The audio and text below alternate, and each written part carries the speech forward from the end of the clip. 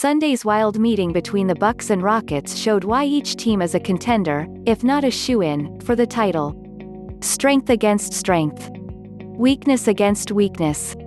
The Milwaukee Bucks and the Houston Rockets were who we thought they were, showing up warts and all in the restart bubble for a national network audience Sunday night.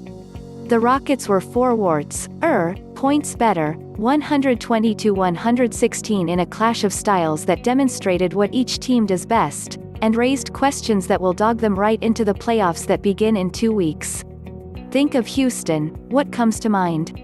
3-pointers and lots of them, since the Rockets take and make more than any other team in the NBA. Normally that's about 44 attempts to make 16. This time, they launched 61 and made 21.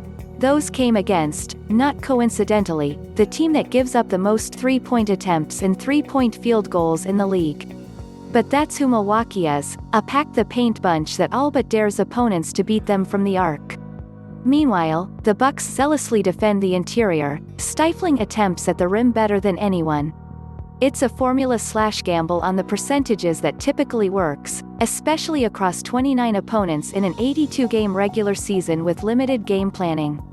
As the field of foes narrows, it might become more of a vulnerability, considering what happened against Toronto in the East Finals last spring when Fred VanVleet got hot. Game recap: Rockets 120, Bucks 116. An essential part of the Bucks' defensive scheme is to get stops without fouling. They ranked 5th in fewest free throws allowed heading into Sunday's game, showing a discipline that keeps them from beating themselves by giving away freebie points.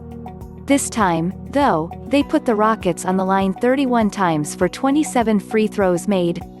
James Harden 11 of 13 and Russell Westbrook 10 of 12, alone combined for more than the Bucks typically allow to entire teams. It all left Houston with a 10-point advantage with the clock stopped, more than enough. Against a team that has determinedly gone small on centerless basketball, the Rockets' tallest starter is 6'7" Robert Covington. The Bucks were able to flex their size all night.